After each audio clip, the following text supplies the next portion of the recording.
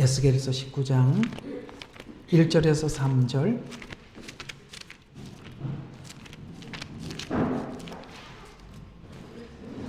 1절에서 3절, 그 다음에 10절에서 11절, 우리 두 군데 보도록 하겠습니다. 자, 우리 일어서서 봉독하겠습니다. 19장 1절에서 3절 다 같이 시작. 또 너는 이스라엘의 고관들을 위하여 애가를 불러 말하라. 내 어미는 무엇이냐? 암사자라. 그 암사자가 사자들 가운데서 누워있고 그 암사자가 젊은 사자들 가운데서 자기의 새끼들을 길렀느니라. 그 암사자가 자기 새끼들 중에서 한 마리를 길렀는데 젊은 사자가 되어 먹이를 잡는 것을 배웠고 사람을 삼키느니라. 10절 11절. 내 어미가 물가에 심겨진 내 피 속에 있는 포도나무 같아서 많은 물 가운데 열매가 많고 가지들이 무성하였느니라. 그 나무는 권세 잡은 자들의 홀이 될 튼튼한 가지를 지녔고 그 키는 빽빽한 가지들 가운데 높아졌으며 그 나무는 많은 가지들과 더불어 높이 모습을 드러냈느니라. 아멘. 자, 오늘은 에스겔서 19장. 지금 이 에스겔이 워낙 장수가 길어서 아주 중요한 부분에 가서는 조금 더 세밀하게 하겠지만 내용이 비슷비슷한 내용이라면 그저 그냥 한 장 한 장 한 장 이렇게 건너뛰도록 하겠습니다. 쭉 설명하고 있는 내용들이 별반 큰 차이가 없어요. 18장, 19장, 20장. 그래서 여기에 이 비유에 중심되는 내용만 여러분들에게 전달하는 것으로 좀 이렇게 건너가고 이제 가다 보면은 좀 중요한 부분이 나올 때 거기에서 좀 세밀하게 여러분들과 함께 나누어 보도록 하겠습니다. 우리가 예수님 알고 난 이후에 일어나고 있는 그 전쟁, 또 하나님께서 하시고자 하는 목적, 그 안에 하나님과 우리의 아주 맹렬한 씨름이 있습니다. 맹렬한 씨름이라고 해도 별 문제가 안 될 만큼 하나님은 놓을 수 없고 우리는 거기에 하나님 요구 앞에 돌이키기까지 우리가 갈등해야만 하는 그런 맹렬한 어떤 갈등과 하나님과의 어떤 부딪힘이 있지요. 그게 뭐냐면 주님은 우리에게 들어오셔서 항상 이런 권리를 주장하십니다. 구약에서는 이렇게 권리를 주장하십니다. 나는 애굽에서 너를 종된 자리에서 꺼낸 여호와라. 이 말의 뜻은 무엇이냐면 나는 너의 주인이다, 왕이다, 이런 이야기가 되는 것입니다. 근데 우리는 지금까지 우리 스스로 판단하고 우리 스스로 생각하고 결정하고 살아왔죠. 근데 이제 주님은 우리에게 오셔서 아니야, 나는 너의 주인이 되고 나는 너의 왕이다 라는 말을 쉽게 받아들이지 못해서, 그러면 왕된 하나님께서는 나에게 무엇을 어떻게 요구하시고 어떤 삶을 원하십니까? 라고 묻는다면 하나님은 성경에서 그 말을 우리에게 대답을 하면서 이렇게 살아야 한단다. 예수님을 왕으로 모시고 주인으로 모시고 살아가는 너희들은 이렇게 살아야 한다고 준 것이 성경이죠.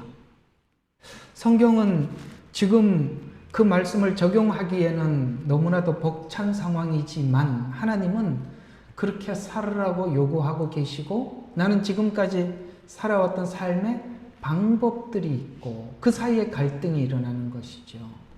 이 씨름은 우리 생애 내내 일어나고 있는 일이라서 결국은 하나님이 승리하고 마는데 그 승리하는 자리까지 가기까지 우리가 많은 것을 잃기도 하고 항복하기도 하고 환난을 겪기도 하고 그런 과정을 지나면서 결국은 그렇습니다. 하나님은 나의 주인이십니다, 왕이십니다 라고 끝이 날 겁니다.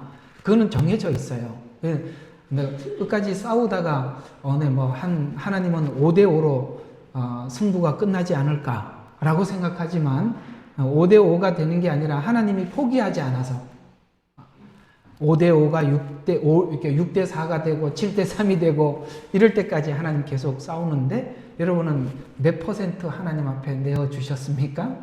그것 때문에 우리는 매일 하나님 앞에 기도하고 말씀을 듣고 나를 가슴을 치고 후회하기도 하고 돌이키기도 하고 때로는 하나님의 말씀에 순종해서 기쁜 시간을 보내기도 하고 이런 것들을 우리가 아마 한 주간 경험하고 오늘 예배에 오셨을 것입니다. 내가 나의 주인이 되었을 때 가지는 한계들 우리 여러분 겪어본 적이 있지요. 그래서 왕된 자리를 회복된 후에 내가 또 다시 내가 주인이 그러니까 하나님께서 우리의 삶을 회복시키고 난 이후에 우리는 잠시 하나님 앞에 이렇게 고백하죠. 하나님 주인 맞아요. 주님 나의 왕이에요. 그렇게 하다가도 꼭 스프링과 같아요. 스프링이 이렇게 압력을 주면 이렇게 막 긴장을 하고 있을 때는 이렇게 쪼그라들어 있다. 이게 경상도 사투리 맞죠? 잘 모르겠습니다. 이렇게 쪼그라들어 있다가 시간이 지나면 또 이렇게 쭉 늘어나서 언제 내가 주님이 나의 왕이야. 내가 내 주인이지. 라고 다시 내가 주인된 자리로 돌아갔을 때 하나님이 주신 은혜를 장시간 보존하는 게 아니라 순식간에 뒤집어 엎어버리고 내가 또 원점으로 돌아왔구나. 근데 이걸 계속 유지하는 사람들이 있더라는 거죠. 누굴까요? 주님이 왕됨을 끊임없이 고백하고 하나님께 내 왕된 자리를 내어주는 자들은 그게 꾸준한데 그걸 다시 가지고 오는 순간 벌써 내가 주인이 바뀌었네? 이걸 또 느끼게 되고 하나님이 이제 알았냐? 이렇게 묻지요. 이제 알았냐? 바꾼 걸. 처음에는 무디어서 오래 걸려요. 근데 하나님께 여러 상황을 겪고 나면 짧게 끝이 나죠. 그게 시간이 단축되면서 어떤 식으로 바뀌느냐면 이제는 영원히 주님이 나의 왕이십니다 라고 이렇게 바뀌어가는데 제가 볼 때는 욥과 같이 하나님께서 특별히 간섭하지 않으면 사람이 힘이 쭉 빠져서 그걸 하더라고요. 그거 하기 전에 하는 사람이 복됩니다. 왜 그게 복되냐면 힘이 빠져서 정신을 차리고 나면 주를 위해서 할 수 있는 에너지가 힘이 아무것도 없어요. 그때서야 철들고 나면 주를 위해서 할 수 있는 것이 아무것도 없고 이렇게 그저 철들자 주님 만나는 거거든요. 철들다 주님 만나는 거 별로 좋은 거 아니죠. 철들기 전에 주님을 만나서 주를 위해서 주님이 우리에게 하신 것처럼 뭔가를 우리도 하나님 앞에 드리고 갈 수 있다면 그게 얼마나 우리의 생애가 값지겠습니까? 그렇게 여러분이 되어 가시기를 주님 이름으로 축원합니다. 그래서 환난과 시험과 연단은 바로 주인된 자리를 하나님께 다시 돌리는 작업들이고 또 오늘 여기 보면 이스라엘 백성들은 지금 철저하게 자기들이 주인이 되어버렸어요. 그래서 이 주인된 자리를 내어주기 위해서 하나님은 어디로? 바빌론으로 데리고 가서 그들을 교육시킬 수밖에 없던 이유죠. 우리는 이런 생각을 합니다. 우리가 철이 없을 때는 이 이스라엘 백성들이 바벨론으로 포로로 잡혀간 이 상황과 정황을 갑자기 생겨난 이 바벨론이 힘이 생겼으니까 이스라엘을 포로로 잡아갔지. 이렇게 생각하겠지만 원래 이 이스라엘이 포로로 잡혀간 원인은 바벨론이 힘이 생긴 것이 아니라 내부적인 원인이라는 걸 알게 되는 거죠. 무슨 뜻이냐면 우리에게 환난을 주는 요소들이 있어요. 가족들일 수도 있고 그것이 여러분의 어떤 재물일 수도 있고 건강일 수도 있습니다. 이런 모든 것들이 내가 힘이 없었으니까 이게 때가 됐으니까 건강이 이렇지. 혹은 제가 원래 그 가족들이 나를 괴롭힌다면 저 사람이 원래 성품이 그러니까 내가 괴롭지. 이렇게 생각을 하겠지만 결국은 계속 관찰을 해보면 한 가지 느껴지는 게 뭐냐면 이게 내 문제구나 라는 걸 알게 돼요. 하나님은 그걸 알기를 원하는데 그걸 인정하는 게 굉장히 어렵다는 거죠. 오랫동안 싸워오셨죠. 저도 사실 여러분들에게 설교자가 그걸 설득시키는 게 굉장히 어려워요. 근데 이걸 막 설교를 할 땐 여러분들이 이 자리에서는 맞아요, 옳아요 하는데 딱 의자를 치우고 일어나면서 말을 하는 거 들어보면 아니에요. 어떻게 기도회 마치고 대화를 하는 거 보면 조금 전에 기도했던 사람 맞나? 이런 생각이 들고, 예배 마치고 얘기를 하는 거 보면은 백화점 이야기를 하고 어디 세일 하더란 이야기를 하고, 지금 세일 이야기 한 게 아니지 않습니까? 제가 이해가 가요? 물론 그걸 좀 긴장된 것을 정화시키려고 하는 것까지는 제가 이해하겠습니다만, 그 이야기가, 설교 이야기가 두 번 다시 나오지 않는다는 게 불행하다 이 말이에요. 아시겠죠? 정리를 하시고 정리된 것이 내 머릿속에 쌓여 있고 그 다음에 체계화되어서 실제 삶에서 하나 둘 그것이 나와줘야 삶이 되는 거죠. 그렇잖아요. 그래서 우리가 이렇게 하나님 앞에 연단을 받는 원인은 외부적인 원인이 아니라 내부적인 원인이라는 것에 대해서 우리가 인정을 하고 받아들여야 하는 것입니다. 자, 오늘 이제 본문으로 들어가서 이 본문 배경은 열왕기하 23장 31절과 25장 7절까지 전체 내용을 배경으로 하여서 그러니까 역사서라고 하면 사무엘 상하, 역대 상하, 열왕기 상하죠. 그러니까 이런 것들을 보고 우리는 역사서라 그래요. 그 역사서는 그때 있는 상황만 기록한 거예요. 상황만 기록하고 그 상황 안에서 짧게나마 왜 이런 상황이 생겼는지 그냥 한 줄, 두 줄 정도만 집어넣어놨어요. 그러나 이 예언서들은 그때 상황이 하나님 관점에서 영적으로 어떤 문제였는가를 설명해 주는 게 예언서예요. 그래서 이렇게 보셔야 돼요. 역사서 안에 있는, 역사서는 실제 히스토리, 사실이지만 이 사실이 무슨 문제였는지를 설명해 주는 게 예언서란 말이에요. 그 둘을 같이 봐야 되는 거예요. 그러니까 신약 성경에서도 보면은 역사서가 딱 한 권밖에 없어요. 어디예요? 사도행전. 사도행전에 보면 교회 이름이 쭉 등장을 하고 어떻게 교회를 세웠다라는 이야기를 하고 있지만 그 교회가 가지고 있는 문제, 해결책, 장점 이런 것들은 에베소서, 고린도전서, 고린도후서, 아시겠어요? 빌립보서 따로 설명을 한다 이 말이에요. 그래서 역사서와 예언서가 끊어져 있는 게 아니라 역사 속에 예언이 어떻게 그 상황이 어떤 건지를 설명하는. 그래서 모든 여기 이제 오늘 저와 여러분은 오늘 이 본문을 읽었습니다만 이 본문이 어디 나와 있더라고요? 열왕기하 23장부터 25장에 있는 전체 내용을 배경으로 설명을 해주고 있다 이런 이야기입니다.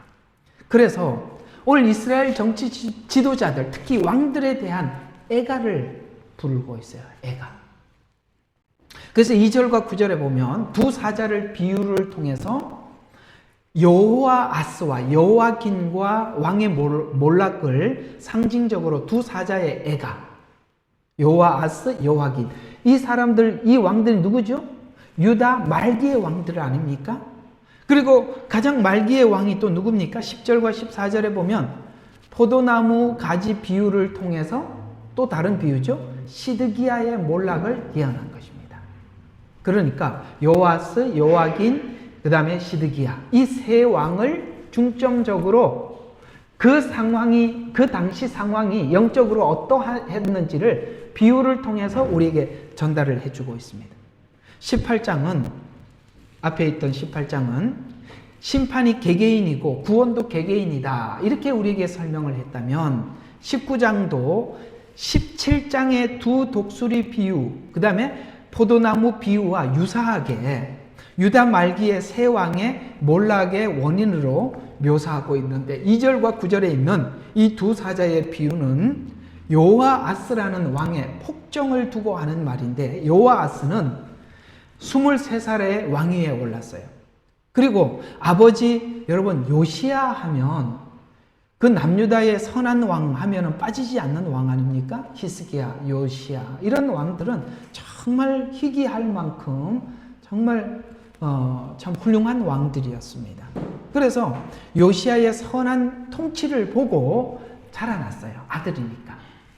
근데 아버지의 선행은 닮지 않고 사람을 물어뜯는 사자로 성장하고 비유했다라는 것입니다. 그래서 이 요시야 왕은 이스라엘 백성들은 친정국가예요. 하나님께서 인정을 하느냐 안 하느냐가 너무 중요해요. 그래서 하나님이 기뻐하지 않는 산당을 없애기도 하고, 그 다음에 그 두루마리를 발견하고 그것을 사람들에게 공포하고 가르치고, 그렇게 해서 그들로 하여금 하나님의 말씀을 가르치고 우상을 숭배하지 않도록 그렇게 해서 그때 건강한 이스라엘을 만들어 갔는데, 그 다음 세대인 요아스라는 이 왕이 되자, 23살의 왕이 되자, 여러분 오늘 이 왕이라는 말을 잘 귀담아 들어주셔야 돼요. 지금 요아스를 생각하지 마시고 여러분 마음에 누가 왕인지 자꾸 그렇게 대조해갖고 보셔야 돼요. 옛날 이야기로 듣지 말라 이 말이에요. 그래서 왕이 되고 왕이라는 것은 최종 결정권자죠.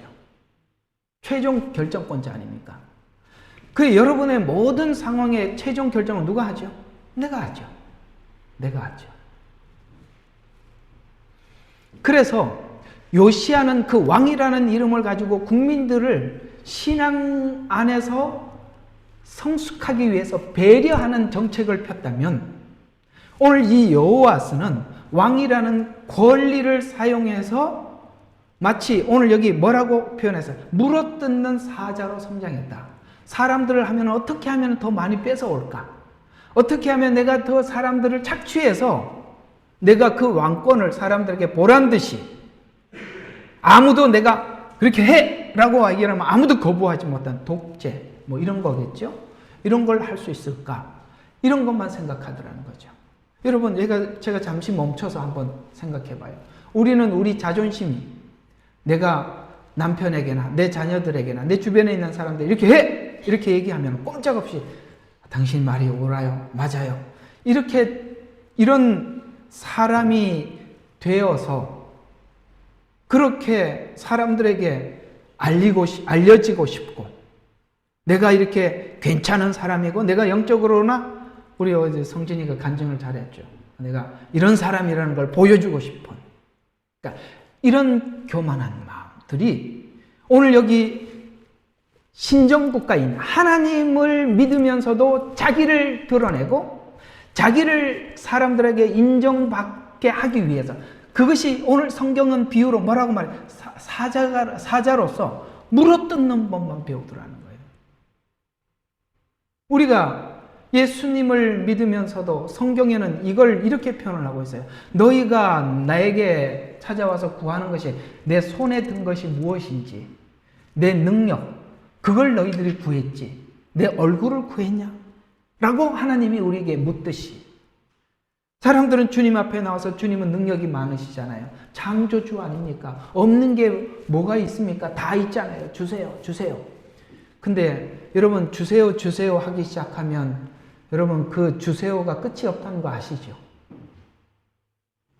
그래서 이 요아스는 아버지의 그 선한 마음을 본받지 않고 물어뜯는 사자로 성장했다라고 비유하면서, 여러분과 제가 신앙생활을 하고 교회 다니면서 뭘 배우고 계십니까? 주님의 무엇을 배우기를 원하시느냐 이거죠. 주님의 무엇을 배우기를 원하시느냐. 요아스가 그래서 하나님께서 그를 포로로 잡아가게 만들었어요. 그리고 그 포로 기간이 길어졌어요. 그래서 5절에 보면 그러니까 새끼 사자인, 그러면 요아스 자녀죠. 새끼 사자.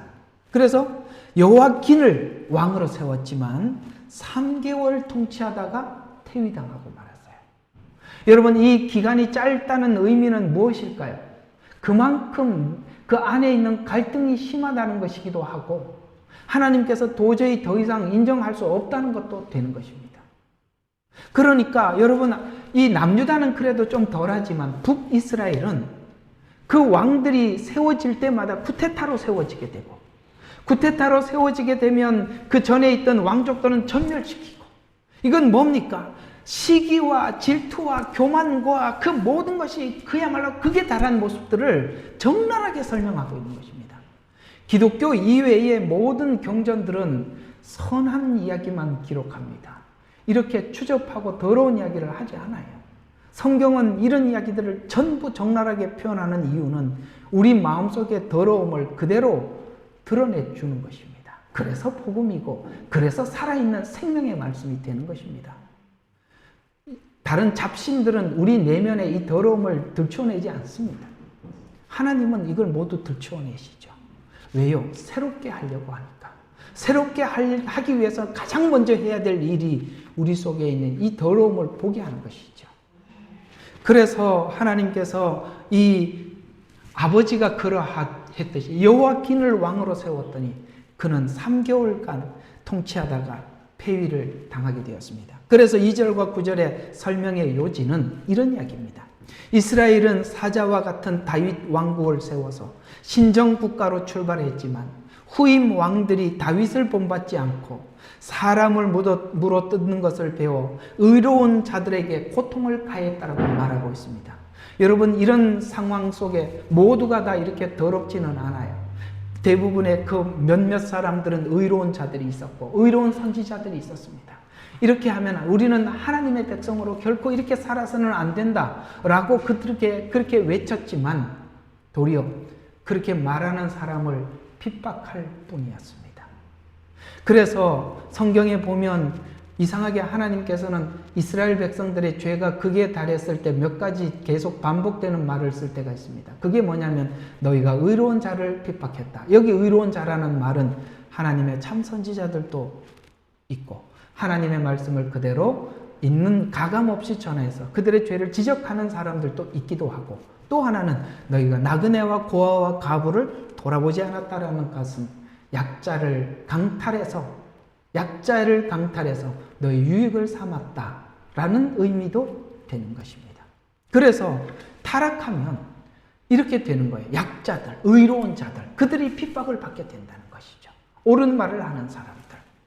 이렇게 사회가 더러워지고 교회가 어수선해지면 이렇게 될 수밖에 없는 거예요. 이 마지막 때가 되면 될수록 이런 일들은 더더욱 암흑 속에서 더 짙어져 가게 될 것입니다. 왜냐하면 사람들이 뭘 배우느냐면 사자처럼 사람을 물어뜯는 거, 이런 것만 배워서.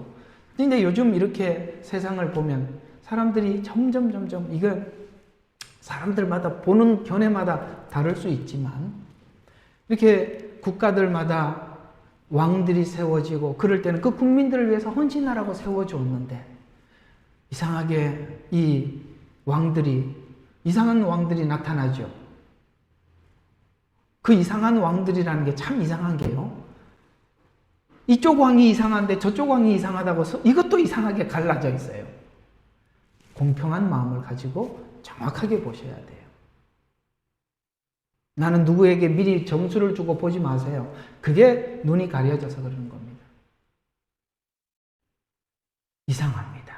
이 마지막 때가 되면 될수록 성경에는 이 마지막 때에 대한 분위기를 신약 성경에만 기록한 게 아니라 이스라엘이 멸망하기 직전의 이 상황과 예수님이 오기 직전의 상황은 똑같아요. 이미 성경은 말해놨다고요. 관찰해보면 다 나오는 겁니다. 그래서 권력을 가지면 남의 것을 물어뜯는 것만 배우지 남을 배려하지 않아요. 부친 여호아스의 선행이 후대 왕들에게, 그 후대 왕이래 여호아스, 오늘 얘기한 여호와긴, 아무런 교훈을 전하지 못했으면 죄를 고집하며 멸망을 자초했다고 설명을 하면서 앞에 장에서 설명했던 아비가 신 포도주를 먹어서 아들이 신 것이 아니라고 다시 오늘 이 본문에서 우리에게 설명해 주고 있는 것입니다. 열왕들의 이야기를 통해서 하려는 말씀의 핵심은 선한 왕의 선을 보고 자라더라도 선을 이어받느냐 아니냐는 개인의 몫이다. 악한 왕들의 악을 보고 자라더라도 악을 끊는 것도 개인의 몫이라는 것이죠. 이런 것이 있어요. 부모가 온전치 않는, 좀 온전치 않다면 여러 방면에서 있을 수 있습니다만, 그런 부모 아래 서서 그 좋지 않는 영향을 받으면서 그걸 극복해서 돌아왔을 때 그는 훨씬 더 남들 남들이 보지 못하는 부분을 사람들에게 케어해 줄 수 있는 훌륭한 리더가 될 수 있어요. 이해가 가시죠? 무슨 말인지? 예, 그럴 수 있습니다. 그래서 우리는 가끔씩 저도 이렇게 크면서 그런 생각을 해봤어요. 북한에 있는 사람들은 너무 불쌍하다. 태어나서 그게 뭐냐? 예수를 믿을 수 있는 기회도 없고 예배를 드리다가 우리가 제가 참 안타까운 이야기인데 정말 안타까운 이야기예요. 몽골 쪽에 이제 전도를 하러 가서 전도를 하는데 어떤 일이 있었냐면은 막 전도를 하는데 이 몽골 할머니가 듣고 막 우세요. 그 전도하는데 우는 사람도 처음 봤어요. 그래서 이 웬일로 우시나? 그래서 너무 감동스러워서 운대. 왜 그렇게 감동스러우시냐라고 물어봤더니 이 중국에 외국인이 와서 우리 민족을 위해서 전도해 주는 게 너무 감사하다는 거예요. 그리고 이분이 연세가 많으세요. 이제 들어보니까 이렇게 옛날에 그 보태똥이가 있을 때 계셨던 분이세요. 근데 이분이요, 너무너무 그 핍박을 많이 받으셨어요. 그 핍박을 받으시면서 그 있었던 일을 짧게 이야기를 하는데, 이렇게 뭐죠? 고문을 하는데 이렇게 손을 자른 거야. 이게 우리가 어디 이렇게 칼에 잘리면 이렇게 일자로 잘리잖아요. 들쑥날쑥한 거예요. 이게 무슨 뜻인지 아시죠? 그렇게 핍박을 받으신 거예요. 그런 중국에 이게 외국인이 와서 이렇게 전도를 한 게 자기가 이런 세월을 본다는 게 너무 감동스러웠던 거예요. 근데 그 뒤에 이야기가 제가 너무 안타깝다는 거예요. 이분은 이단에 빠져 있었습니다. 동방번개라고 있어요. 이게 무슨 이야기인지 아시죠? 이게 무슨 뜻이냐면 우리가 아무리 의지로 난 믿음 똑바로 가질 거야, 주님 오시는 거야, 정신 똑바로 차리고 신앙생활 할 거야. 여러분, 이 문제가 아니라는 걸 아셔야 돼요. 의지도 중요해요. 그러나 미혹이 얼마나 무서운지, 의지가 있는 사람일수록 미혹에 빠지기가 쉽다는 거예요. 하나님의 말씀을 정확히 아는 게 얼마나 중요한지 몰라요. 여러분, 그만큼 배우는 게 중요한 것입니다. 똑바로 하려고 하는데 이 사람이 똑바로 하려고 하다가 글로 간 거예요. 더 제대로 해보려고 하다가 신천지가 있는 거예요.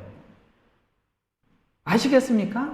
왜냐하면 자기들은 옳아 보이거든요.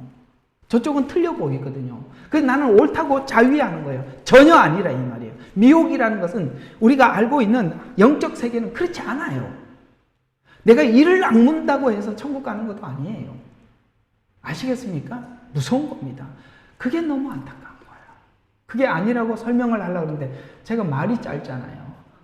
중국어로 어떻게 그걸 다 설명을 해요? 네. 그리고 그냥 이런 경우도 있구나. 참 그 긴 세월 믿음을 지키기 위해서 고문을 당하고 그 어려움을 당한 하나님, 이 영혼을 불쌍히 하게 해주세요. 진짜 할 말이 없어요. 할 말이. 그리고 너무 깊이 빠져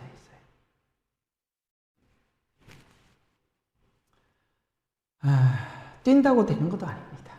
힘으로도 되는 것도 아니고 능으로도 되는 게 아니에요. 여러분, 말씀을 축적하고 체계화시키고 하나님의 말씀을 선명하게 분별하고 이것이 얼마나 긴 시간이 소요되는지 아십니까? 얼마나 큰 인내가 필요하고. 쉽지 않습니다. 열심히 성경 공부하세요. 자, 그래서 인간은 누구나 자신이 스스로 다스리는 왕입니다. 왕은 최후 결정권자인데 우리는 우리 스스로가 최후 스스로 결정할 자유의지가 우리에게 있습니다. 바로 거기서 자기를 위한 결정을 할 수도 있고 하나님이 기뻐하는 결정을 할 수도 있는데 요아스 다음 요시야 왕 다음인 요아스, 요아긴, 그 다음에 이제 시드기야, 여호와김, 이런 왕들이 무엇 때문에 이렇게 됐느냐? 이렇게 스스로 결정할 수 있을 때 우리는 내가 믿음이 부족하더라도 갈등하면서 혹 잘못 결정을 했더라도 하나님 앞에 회개하면서 가슴을 치는 일들이 우리의 상시적으로 항상 있어야 되는 거예요. 그게 없으면 나도 모르게 내 마음이 무뎌지고 이들은 너무나도 오랫동안 자기 자신을 관리하는데 포기해버린 거예요. 그러면 이렇게 가버리고 마는 거거든요. 그래서 우리 신앙생활이란 늘 마음의 긴장의 영속이고 내가 내 뜻대로 결정하고 난 이후에 하나님 앞에 돌아와서 하나님 용서해 주십시오. 제가 아닌데 그렇게 했네요. 두 번 다신 제가 이 길로 가지 않도록 제게 믿음을 주세요. 용기를 주세요. 하나님, 그래서 여러분 스스로가 내 마음에 전투가 일어나야 되는 거예요. 그게 아닌 것처럼 눈 감고 슬쩍 이렇게 되면 될수록 여러분 바리새인들과 서기관들과 제사장들의 그 모습들이 얼마나 추합니까? 뻔한데도 감추고 말이죠. 기도할 시간이 되면은 시장에 와서 어슬렁어슬렁 거리다가 사거리쯤 되고 야 2시 59분이네 3시에 기도해야 되니까 딱 3시쯤 되면 대충 이렇게 어귀에 서가지고 손들고 딱 기도하면서 야 저 사람 바리새인이구나. 그 얼마나 더럽냐 이 말이에요. 이해가 가시죠? 이런 부분에 대해서 우리가 가슴을 치고 자신을 관리하고 돌이키지 않으면 무뎌지는 것입니다. 그래서 이렇게 무뎌진 왕들을 교체하고 여호아스를 세우고 그 다음에 또 여호아긴을 세우고 시드기야를 세우고 아무 소용이 없는 거예요. 결국은 멸망할 수밖에 없는 거예요. 그래서 이스라엘의 부패, 실패 과정을 보게 되면 왕들의 부패가 자연스럽게 누구에게 영향을 주냐면 백성들의 부패로 부추기게 되고 목사님이 그러는데 장로님이 그러는데 안수 집사님이 그러는데 제가 무엇이라고 순종하겠습니까? 이렇게 되면 곤란하다 이 말이에요. 그래서 왕들의 부패가 백성들의 부패로 부추기게 되고 부패된 마음은 선지자의 외침의 소리를 듣지 못하게 되고 마지막 한 가지 소망이 있다면 하나님이 일하셔야 되는데 하나님은 환난을 통해서 교정하는 이 방법 외에는 아무것도 없어서 그저 하나님께서 이렇게 환난을 통해서 교정하려고 하는 게 얼마나 감사한 일이에요. 여러분 유튜브에 보면 히브리인들의 노예라는 노래 아시죠? 그 노래를 들어보면 뭐 내용은 다 모르겠지만 그분들이 노래를 부르고 잠시 멈춰서 그 얼굴로 노래 부르는 거 보셨죠? 그게 좀 포인트인데 그걸 잘 볼 줄 알아야 돼. 노래만 들으면 안 돼요. 그 표정을 잘 보셔야 돼요. 하나님께서 그런 생활을 통해서라도 이렇게 일하시니 우리에게는 그저 감사할 뿐이고 하나님이 손을 놨더라면 여기에 아무도 이 자리에까지 올 사람이 없었을 텐데 하나님이 꼭 붙들고 계시는 바람에 우리는 오늘 여기까지 오게 되었고 우리 남은 생에도 하나님 앞에 이렇게 맡길 수 있게 되었다는 것이죠. 마지막 한 일에도 바벨론 포로 생활을 해야 하는 목적과 같은 의미를 가지고 있어요. 8절에 보면 민족들이 대적하여 그물을 펴서 아시겠어요? 민족들이 대적해서 예루살렘을 공격하죠. 아마겟돈 전쟁이 그렇고 유브라데 전쟁이 그렇습니다. 그래서 민족들이 대적하여 그물을 펼쳐서 구덩이에 그를 잡아 감옥으로 데려갔다. 이것이 바로 마지막 한 일의 의미와 같은 의미를 가지고 있는데 오늘 10절과 14절에 보니까 포도나무 비유는 3개월 만에 느부갓네살 왕에 의해 폐위된 여호와긴에 관한 애가예요. 애가.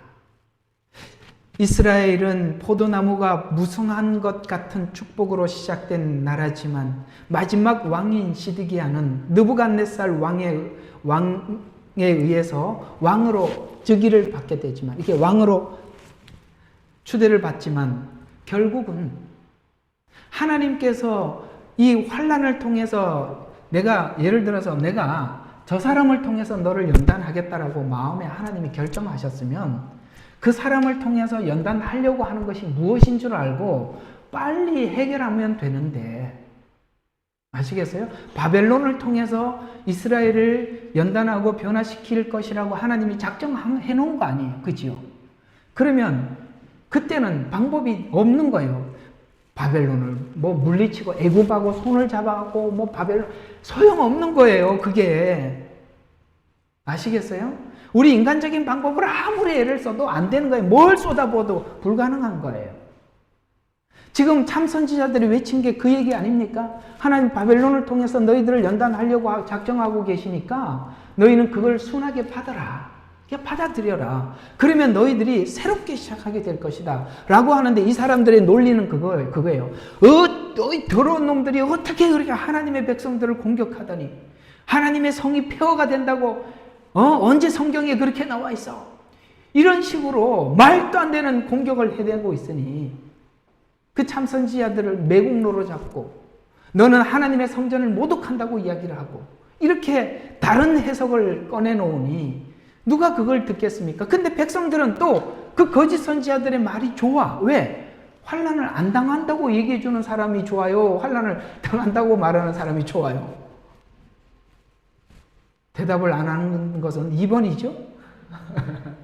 예, 축복입니다. 당신은 하나님은 정말 하나님 사랑하시는 분이시네요. 이런 소리 듣는 사람은 안 잊어져요. 근데 누군가가 지나가다가 야, 교만하네. 하나님 손 좀 써야 되겠네. 그런 사람은 지금도 미워. 그게 원래 우리 본성이라 이 말이에요. 본성이라 이 말이에요. 참 선지자들은 그렇게 외치고 있어요. 왜? 지금 꼬일 대로 꼬였거든요. 이 상태로는 해결이 안 되거든요. 그리고 하나님이 어떻게 교정을 하려는지 눈에 보이거든요. 그러니까 우리가 어차피 이게 교정이 되려면 말로는 안 되니까 거기에 가서 연단을 주실 때 우리가 연단을 진하게 받고 돌아오자. 그런 이야기를 하는 거거든요. 남편을 섬기세요. 부인을 위해 기도해 주세요. 자녀들을 위해서 좀 더 인내하세요. 이게 정답이잖아요.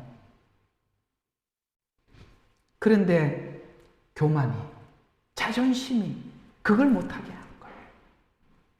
그래서 이스라엘은 포도나무가 무성한 것 같은 축복으로 시작된 나라지만 마지막 왕인 시드기야는 느부갓네살 왕으로 즉위해 주었지만 결국 뭘 해결하지 못해? 교만을 해결하지 못해서 몰락의 길을 갔다 라고 말을 합니다.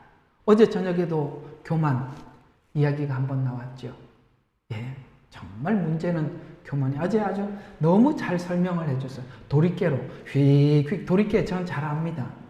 옛날에 어른들 그런 말을 많이 내가 뭐 하다가 도리깨로 맞았다 이런 얘기 제가 많이 들었거든요.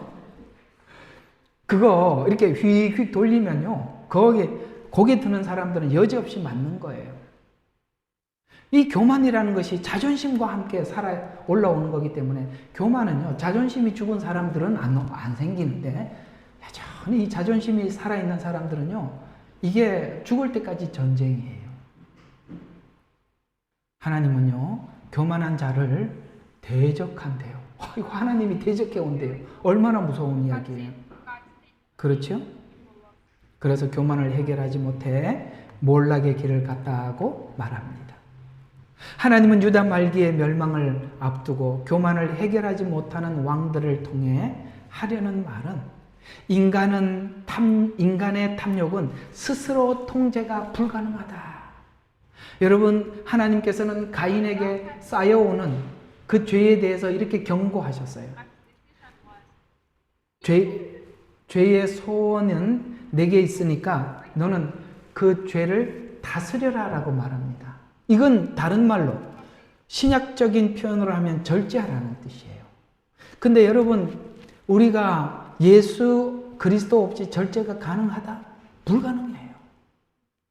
여러분, 우리 스스로는 절제가 불가능한 겁니다. 그런데 우리는 우리 가슴 속에 십자가의 은혜와 사랑을 품고 있으면 그 절제가 가능해져요. 하나님을 생각하게 되고 그분의 은혜를 생각하면 우리는 그게 가능해지는 거예요. 그러니까 우리가 이게 모든 문제들이 십자가에서 떠났을 때 생기는 문제들이라는 거예요. 그래서 인간의 탐욕은 스스로 통제가 불가능하다고 알려주는 것입니다. 악한 왕들의 계열의 그 주장, 가장 앞서 있는 모델은 사울 왕이죠. 다윗은 탐욕을 제어했지만 사울은 탐욕을 제어할 수 없었다는 것에서 둘은 전혀 다른 길을 가는 것입니다. 여러분, 성령의 열매를 보면 쭉 나열이다. 사랑과 희락과 자비와 화평과 이렇게 쭉 하다가 마지막 절제가 등장하죠. 절제는 무엇으로부터 시작되느냐면 하나님을 사랑하는 것으로부터 시작해서 열매가 최후의 열매, 마지막 열매는 절제로 나타나는 것입니다. 그래서 여러분, 우리 마음속에 하나님을 사랑하는 사랑이 없이는 결국 이 절제는 다 위선입니다. 사랑 안에서 절제하는 절제가 진짜 절제지. 그게 빠진 절제는 위선에 불과한 것입니다. 그것이 아니었다라는 것이 증명되는 이런 게 있어요. 하나님께서 참으라 하니까 참았어요. 한 번 주님 참았습니다. 그죠? 축복해 주라니까 화가 나지만 축복하고 말겠습니다. 두 번째 또 그래요. 주님, 저를 위해서 기도해 주라니까 두 번째 기도해 줍니다. 근데 참 못 참겠네요. 이제 세 번째 그랬습니다. 그때요, 두 번 참은 것까지 같이 나오거든요. 그게 위선이라는 거예요. 그게 가짜라는 거예요. 여러분, 자기 의지로 참은 거지, 그게 어떻게 하나님의 은혜를 가지고 참은 겁니까? 그저 쌓인 것 뿐입니다. 그때 세 번째 나올 때는요, 첫 번째 했을 때는 부드럽게 대답했을 때, 세 번째 나갈 때 1번, 2번 합해갖고 세 번째 보내버린가, 이게 맞은 사람이 너무 충격이 커요. 옛날에는 말할 때는 참더니, 야, 어떻게 저 입에서 저런 말을 하냐, 이런 생각이 들죠. 아시겠습니까? 그게 얼마나 어려운 일인지. 우리는 모든 행위를 할 때마다 하나님의 사랑을 가슴에 품고 그걸 실천해 주셔야 되는 거예요. 그게 빠진 상태에서 해봐야 여러분, 그건 다 들통이 나는 겁니다. 부끄럽지요. 부끄러워야 하고 회개하러 나오셔야 되는 거예요. 거기서 여러분이 실패를 했더라도 그 실패가 여러분에게 징검다리가 되고 또 그네와 같이 이렇게 확 밀어주는 힘이 되셔서 더 멀리 도약하는 은혜가 계기가 되시기를 바랍니다. 바벨론을 통한 고난의 목적은 왕이 바뀌고 주인이 바뀌는 작업입니다.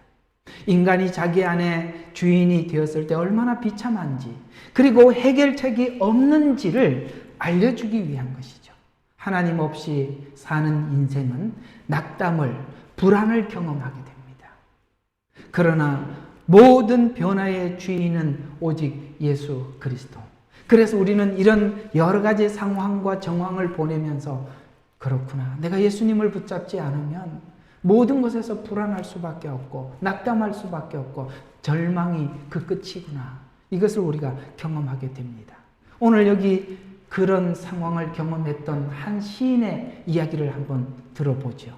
시편 42편 11절입니다. 내 혼아 어찌하여 낙담하느냐, 어찌하여 내가 내 안에서 불안해하느냐. 너는 너의 하나님을 바라라. 내 얼굴을 강건케 하시는 분이요, 나의 하나님이신 그분을 내가 여전히 찬양하리라. 바라라. 그분을 찬양하리라. 여전히 그분을 찬양하리라. 결국은 이 불안과 낙담을 넘어서서 하나님을 바라보게 되었다는 거예요.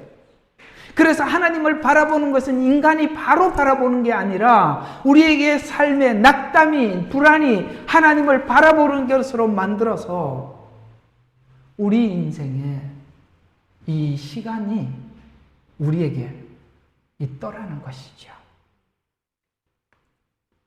지금 성도들에게 하는 말은 유다의 멸망당한 과정과 이유를 역사적으로 관찰했었어요. 관찰했으면서도 스스로 멸망의 길을 접어들여야 하는, 이건 잘못 적었습니다. 유다가 아니라 북이스라엘의 멸망이에요. 이건 완전히 믿습니다. 내가 왜 유다라고 적었죠? 그럴 수도 있다. 자, 다시 한번. 그러니까 남유다가 후에 망했잖아요. 그러니까 북이스라엘이 그렇게 하다가 망한 걸 봤어요. 역사적으로 관찰을 하고 봤어요. 이건 뭐냐면 교회의 성도들 중에 누군가가 그렇게 살다가 하나님 앞에 그렇게 맞는 걸 보고도 나는 멀쩡하니까 괜찮지, 이러고 앉아 있는 거예요. 하나님께서 샘플로 보여. 그러니까 이런 이야기죠. 아나니아 삽비라가 있었어요. 하나님께서 아나니아 삽비라를 통해서 경건하도록 그 교회를 만드셨어요. 근데 아나니아 삽비라가 그때만 있었나요? 계속 이어지더라는 거예요. 인간은 그렇더라. 누가 그렇게 해서 그런 걸 보더라도 자기 문제는 자기가 해결을 안 되더라. 남은 해결하라 라고 소리를 질러도 자기는 안 하더라. 이게 문제죠. 설교자가들이 정말 힘들어하는 부분이죠. 참 여러분들에게 천사가 와서 설교하는 게 아니라는 걸 아시죠? 전 천사가 아닙니다. 저도 죽을 지경입니다. 이렇게 눈빛을 보면은 설교를 그렇게 하고 이렇게 이게 보인단 말이죠. 그게 얼마나 고통스러운지 몰라요. 근데요, 저를 좀 칭찬해 주셔야 돼요. 그럼에도 불구하고 여기 와서 뻔뻔하게 외치는 건 진짜 힘들지만 사명이라서 하는 겁니다. 그러면서 여러분들에게 외치면서 나에게도 내가 야단을 치면서 이렇게 하는 거예요. 왜 하나님이 천사를 세워놓고 설교를 안 시키는지 아십니까?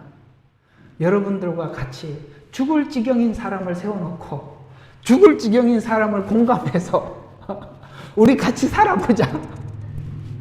이렇게 하라고 인간을 세웠답니다.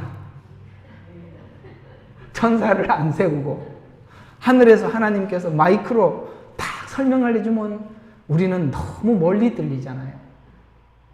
예수님이 왜 성육신 하셨죠? 우리처럼 살아서 우리의 아픔을 몸소 겪어 아버지께 중재를 하려고 하니 본인이 겪어야 돼. 그래서 하나님께 우리를 중보하시는 거예요. 그러니 너의 모든 사정을 아시는 중보자인 예수님이 계신다. 너희 사정을 다 안다. 걱정하지 마라. 그 얘기예요. 예, 참 죽을 지경이죠. 우리 서로 그렇게 가는 겁니다. 그래서 성경의 음녀의 최후, 바벨론의 최후는 깊은 바다에 던져져서 더 이상 보이지 못할 것이라고 선언했습니다. 여전히 그를 따른다면 바벨론과 함께 멸망할 것이라 라고 말합니다. 오늘 성경에 이런 모든 역사의 산 증언을 통해서 앞으로 미래에 있을 그 역사도 과거에 있었던 산 증언처럼 그대로 될 거니까, 그래서 오늘 이 사실과 증거를 통해서 우리에게 이렇게 권면을 하고 있어요. 고린도전서 10장 10절과 13절에 보면 너희는 그들 중에 어떤 사람이 불평한 것처럼, 왜냐하면 광야 생활을 하면서 불평을 많이 했었잖아요. 그래서 불평한 것처럼 불평하지 마라. 그들은 그러다가 멸망시키는 자에게 멸망당하였느니라. 이제 그들에게 일어난 이 모든 일이 본보기가 되고 또 세상 끝날을 당한 우리에게 권면으로 기록되었느니라. 이어서 12절에 보면 그러므로 서 있는 줄로 생각하는 사람은 넘어지지 않도록 주의해라. 이 점검을 위해서 항상 시험해 보신다 라고 우리에게 말씀하고 있는 거예요. 그래서 우리가 어떤 부분에 대해서 내가 정말 기를 쓰고 애를 써서 넘어갔는데 잠깐 마음을 내려놨더니 난 그게 해결된 줄 알았는데 어때요? 안 됐더라. 그거 확인한 적이 있다 없다? 많이 있다. 조금 있다 이렇게 하면 안 되고 많이 있더라. 그래서 하나님이 계속 달아보는 거예요. 야, 나 그게 된 줄 알았는데 아니네. 그리고 와서 물어봐요, 저한테. 성령 안에서 된 것 같은데 왜 안 되죠? 성령 안에서는 됐죠. 근데 그게 성품화되기 위해서는 하나님께서 네 속에 깊이 완전히 체질이 바뀔 때까지는 안 되는 거예요. 여러분, 여기 호주에 오면은 한국의 운전과 반대죠. 이야, 참 저는 몇 번을 반대로 갔습니다. 한참 아무 생각 없이 가는데 앞에 차가 막 불을 번쩍번쩍 끄는 거야. 제가 왜 그러나? 내가 지금 제대로 가고 있는데 왜 제가 나한테 불을 번쩍거리고 비키라고 그러지? 가만 생각해 보니까 아이고, 내가 잘못한 거예요. 이걸 여기서만 그런 거야 같죠? 한국에 가서도 몇 번 그래서 내가 아예 한국 가서 운전을 안 하는 거예요. 우리는 몸에 배인 습관이 있더라는 것이에요. 그래서 하나님께서 얘야, 네가 체질화되기까지 완전히 익숙하기까지 그것이 아직 덜 됐다는 것을 여러 번 우리의 생애를 통해서 그것이 그 얘기입니다. 서 있는 줄로 생각하는 사람은 넘어지지 않도록 주의해라. 이 점검을 위해서 항상 시험하시는데 13절이 그 얘기예요. 그래서 이게 이어서 나오는 이야기예요. 13절에 사람에게 흔히 닥치는 시험에는 너희가 당할 것이 없나니 하나님께서는 신실하셔서 너희가 감당할 수 있는 것. 그러니까 어린아이는 어린아이가 해야 될 어떤 시험들이 있어요. 우리 신앙의 수준에 따라서 단계들이 있는데, 그래서 감당할 수 있는 것 이상으로 시험을 당하지 않게 하시고, 시험을 당하면 피할 길도 마련하셔서 너희로 능히 감당케 하시느니라. 그래서 계속 그런 문제들은 끝나지 않고 계속 오더라. 요아스와 같은 왕이 3개월밖에 다스릴 수 없을 만큼 그 악행은 하나님 보시기에 더 볼 수 없었던 악행으로 보이죠. 우리는 회복된 후 얼마 기간 자신을 다스릴 수 있어 보이는지 자기에게 물어봐야 되는 거예요. 여러분, 회복된 후 얼마 동안 다스릴 수 있었습니까? 우리가 분명히 아는 것은 내가 원점으로 돌아와서 내가 주인이 되면 금방 무너지는 걸 느끼는데, 딱 하나 답 없는 건 뭐냐면 답을 이건 분명한 답인데 주님이 계속 내 주인이 되어 주시면이라는 조건이 붙어 있지 않는 한 무너지는 것은 기정사실이더라. 이건 분명히 말할 수 있는 거예요. 그렇게 살면 인생의 기회가 계속 주어지지 않고 우리는 이 부분에 대해서 긴급한 SOS를 치고 시간을 아끼고 게으르지 말아야 하는 것입니다. 왜냐하면 시편 90편 10절과 12절에 연수가 70이요 강건하면 80이라고 합니다. 연수의 자랑도 수고와 슬픔뿐 신속히 날아갑니다. 그러니까 참 그 말이 맞는 것 같아요. 10대는 10km로 가고 20대는 20km로 가는데, 제가 이제 내년이면 60km로 갈 시간 준비 스탠바이 하고 있는데 정말 어쩌면 그렇게 빨라요. 좀 있으면 몇 월 달? 10월 달. 우리 송구영신 예배 어제 그저께 드렸다니까요. 그죠? 근데 벌써 10월 달에 벌써 제가 이렇게 보니까 2023년 송구영신 예배를 준비해야 될 시간이 벌써 다가온 거예요. 이런 것처럼 정말 뭐같이 다른 거야. 연수가 70이고 강건하면 80이라. 연수의 자랑과 수고도 슬픔뿐은 신속히 날아갑니다. 이 짧은 날 하나님을 경외하는 지혜를 얻기 위해서는 이 문제를 보류하지 말고 그것을 긴급한 상황으로 받아들이고 신중하게 다루어서 해결해야 된다. 이렇게 우리에게 부탁하고 있는 것이죠. 유다나 북이스라엘의 마지막 왕들의 형태를 보면 마지막 때 정치 지도자들이 얼마나 악해질 수 있는지 이해하게 됩니다. 그렇죠? 너무너무 악해졌어요.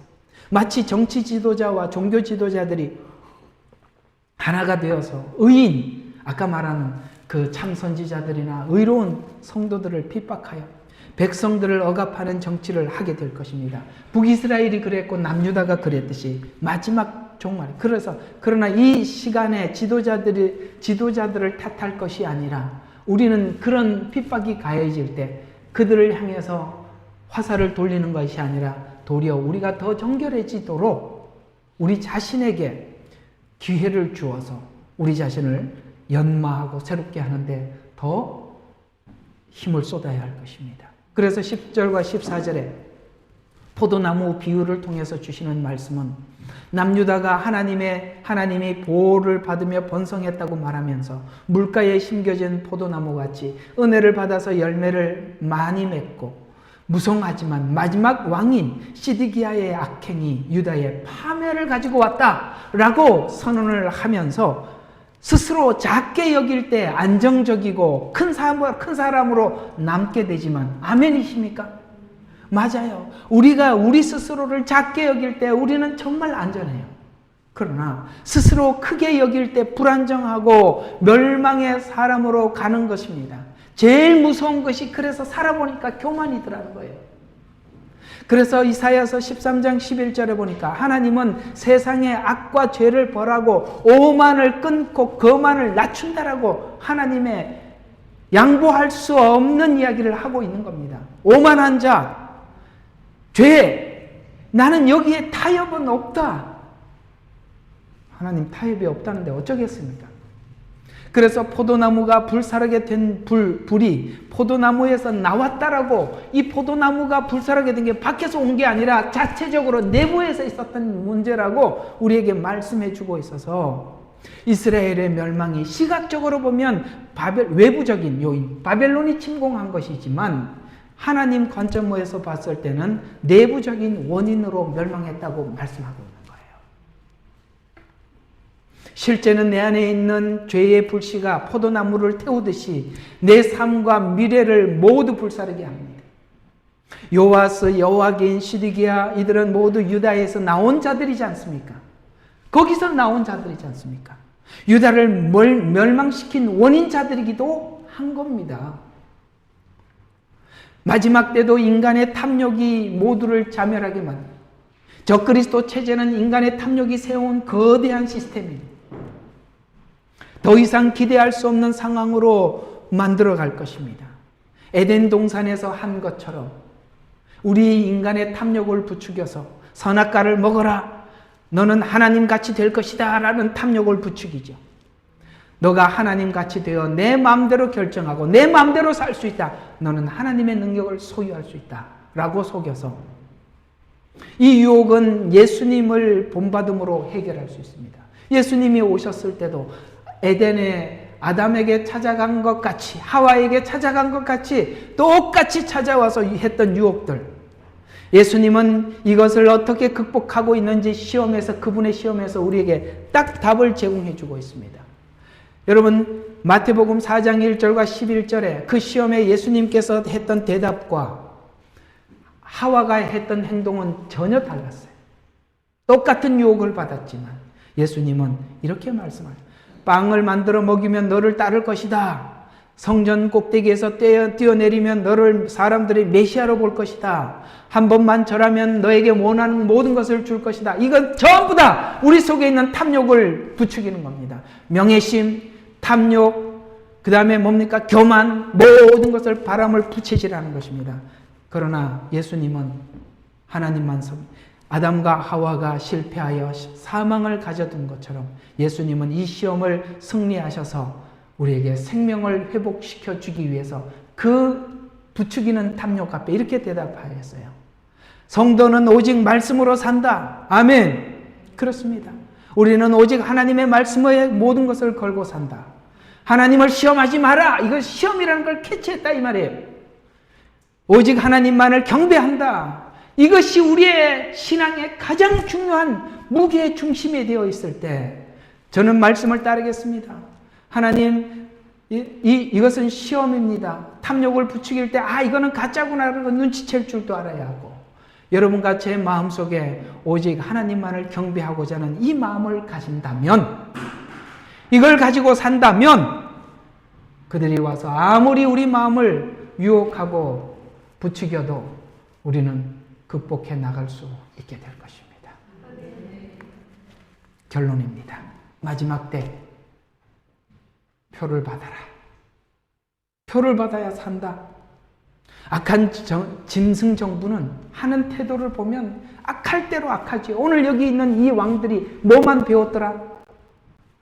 사자가 사람을 잡아먹는 것만 배우듯이 사람을 괴롭히고, 그래서 모든 괴롭힘의 대상이 사람이 되었어요. 근데 이 모든 것을 알고 있는 선지자들은 더 악랄하게 핍박을 하죠. 그래서 악한 짐승 정부는 타락할 대로 타락해서 강요할 것입니다. 그러나 표를 받는 자들은 영원한 불못에 들어갈 것이라고 하나님은 분명히 선포하셨습니다. 이걸 사람들은 이렇게 저렇게 변형시켜서 아니라고 이야기하는데 거짓말입니다. 자기가 하나님입니까? 속지 마세요. 이걸 이상하게 해석한 사람들 절대 듣지 마세요. 그게 거짓 선지자예요. 불타는 풀무불 앞에서 오늘 이 사드락과 메삭과 아벳느고가 하나님 앞에 고백했듯이 나는 당신께 대답할 필요가 없다. 이렇게 치고 들어오면 난 당신하고 얘기할 것이 없다 라고 얼마나 단호합니까? 더 얘기 꺼내지 마 이런 얘기 아닙니까? 그러면서 나는 하나님만 섬긴다 라고 풀무불에 들어갔더니 거기에 주님이 함께 하셨어요. 마지막 때 신앙은요, 우리가 하나님을 믿는 믿음 외에 없습니다. 성경에 보면 너희가 세상에서 환난을 당하나 내가 세상을 이기었노라. 아시겠습니까? 주님을 믿는 믿음 안에서만이 우리가 세상을 이길 수 있는 것입니다. 무엇보다 믿음의 절개가 필요한 시간이 다가오고 있습니다. 그리고 준비해야 될 시간입니다. 선으로 시작했다가 악으로 마치지 않도록 우리 자신을 지켜내게 하기 위해서 하나님은 저와 여러분의 생활 속에서 크고 작은 바벨론 생활을 겪고 경험하게 하시는 거예요. 우리가 이렇게 작은 매를 하나님 앞에 잔잔한 매를 맞고 나중에 큰 문제가 왔을 때 아하, 이거 별거 아니구나 하게 하는 겁니다. 여러분에게 주어진 이 바벨론 시험들을 잘 극복하셔서 더 성숙해서 이 마지막 때 믿음의 절개를 지켜내는 성도님들이 다시 하시기를 주 이름으로 축원합니다. 기도하겠습니다. 사랑이 많으시고 자비로우신 하나님, 아버지의 선한 모습을 보고 선하게 자라는 것이 아닌 정말 사람을 사자처럼 사람을 잡아먹는 것만 배워서 아버지 하나님 이렇게 악한 성품이 우리 속에 늘 도사리고 있습니다. 하나님 이것을 아버지 하나님 제어할 수 있는 은혜를 더 부어 주시옵소서. 그 십자가의 은혜가 내 삶을 덮고 생활을 덮고 모든 것을 덮어 하나님 앞에 끊임없이 한 걸음 한 걸음 전진할 수 있도록 축복하여 주시옵소서. 예수님 이름으로 기도합니다. 아멘. 네.